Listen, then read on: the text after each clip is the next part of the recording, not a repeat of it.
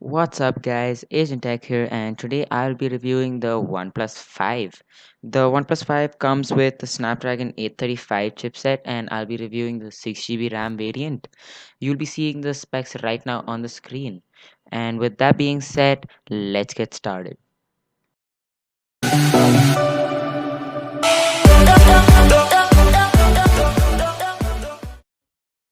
Okay, so I have divided this review into many parts, and you can just skip ahead to the part that you want to see with the information on the screen.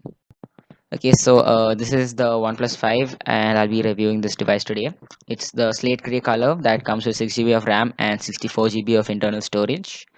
So on the bottom of the device, we have the single speaker and a micro USB Type-C dash charger and headphone jack. And really happy that the company retained the headphone jack unlike the other flagships that have been coming out recently. On the left side, we have the volume rocker and the alert slider, which is a very cool feature of OnePlus. On top, we have nothing, and on the right side, we have the dual SIM nano SIM card tray and the power button.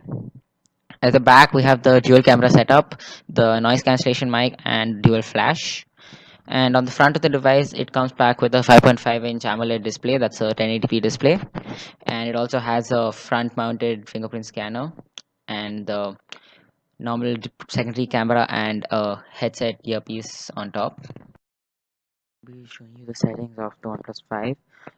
Right now, the OnePlus 5 at the moment is running Android 7.1.1 Nougat, and it has 6GB. My device has 6GB of RAM and 64GB of internal storage, and it's running Adreno is 4.1.1. Okay, so now I'll be testing the RAM management on the OnePlus 5. So I'll be opening all these apps on my home screen, and I'll be using a stopwatch on my old device. So let's begin.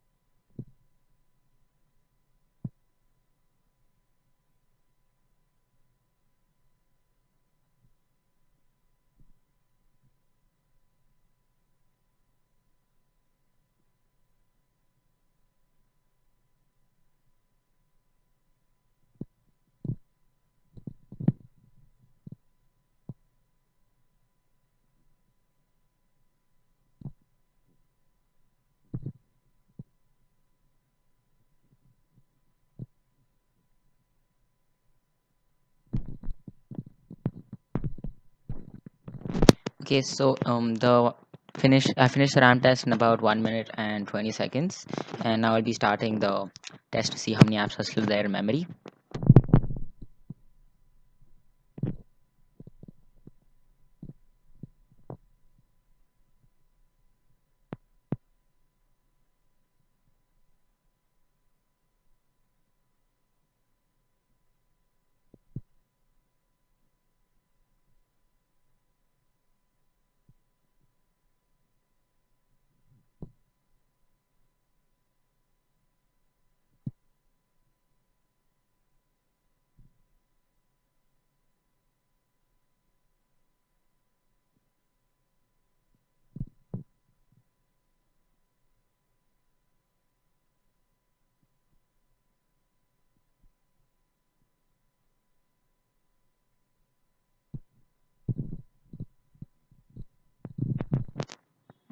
Okay, so I finished the test in about 57 seconds, and I was quite surprised to see that both the games Asphalt 8 and Nova Legacy had to reload and were not saved in memory, but other than those two, the rest of them were fine. This is the speaker review of the OnePlus 5. The speaker on the OnePlus 5 is at the bottom of the device and it is not a stereo speaker. I was really upset that OnePlus did not include a stereo speaker on the OnePlus 5, but the loudness of this speaker really makes up for that. The only problem with this is that when you're playing a game, the speaker is covered by your hand and the sound quality is very muffled while playing a video game, and that's a problem. Okay, so this is the camera test of the OnePlus 5. At the back of the dual camera, we have a main 16MP shooter and a telephoto 20MP shooter. The 16MP shooter has an f1.7 aperture and the 20MP shooter has an f2.6 aperture. It comes with electronic image stabilization and not optical image stabilization, which was a very bad choice that OnePlus made with the OnePlus 5, and I was really upset about that decision. On the front, we have a secondary 16MP shooter that comes with an f2.0 aperture, and I will be providing you sample shots that I took with this device at the end of the video, so stay tuned for those shots. This is the gaming test of the OnePlus 5. The OnePlus 5 with a Snapdragon 835 and an Adreno 540 GPU should be able to run everything you throw at it. It's a very powerful phone and can run most of the heavy games very smoothly.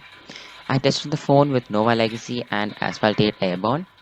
There were no problems at all with games like Nova or even Modern Combat 5.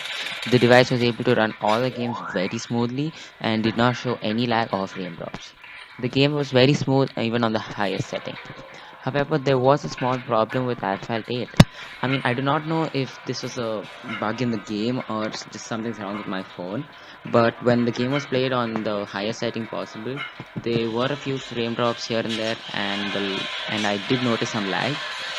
The average user would not notice it, so it's not that big of a problem, but it's still there, and a person like me would definitely notice it. In addition to that, unlike the previous flagships, of OnePlus, the OnePlus 3T, this device had no problem of heating whatsoever. The OnePlus 3T would get warm with heavy usage and gaming, but the OnePlus 5 had no issues. Only with a very heavy gaming for a very long time and maybe a screen on time of over 4 to 5 hours continuously, the phone would get a little bit warm, but nowhere getting hot. So it's still a really good improvement from OnePlus 3T. Okay, so now I'll be benchmarking the OnePlus 5 and I'll be using Antutu benchmark to do this. So let's begin.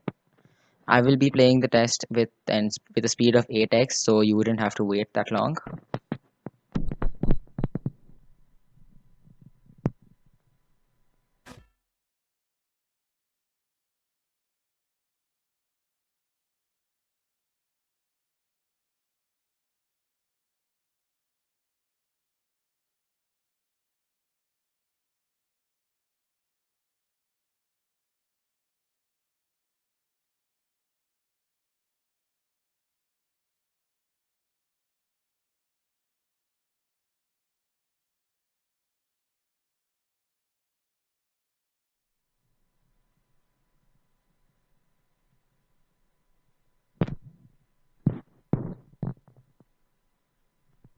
Okay, so now that it's over, the score that I got is 1,71,424, and this is a really good score.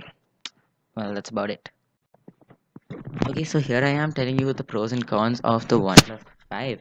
So, firstly, the OnePlus 5 has a really fast fingerprint scanner, which is much better than that of the OnePlus 3T. And now that it comes with the latest Snapdragon 835 chipset, the phone is much smoother. The dual camera at the back that has a 16MP shooter and 20MP shooter is really good and lets you take brilliant pictures, and it also provides amazing depth of field. The pictures look stunning no matter who takes these pictures, and the company is also really satisfied with the reviews about their dual camera. One thing that I hate about this device is the fact that the design of this phone is very similar to that of the iPhone 7 Plus, including the camera placement on the top of the device, which is not really nice because OnePlus should have come up with their own design. Also, the fact that OnePlus did not include optical image stabilization in the dual camera at the back really disappointed me.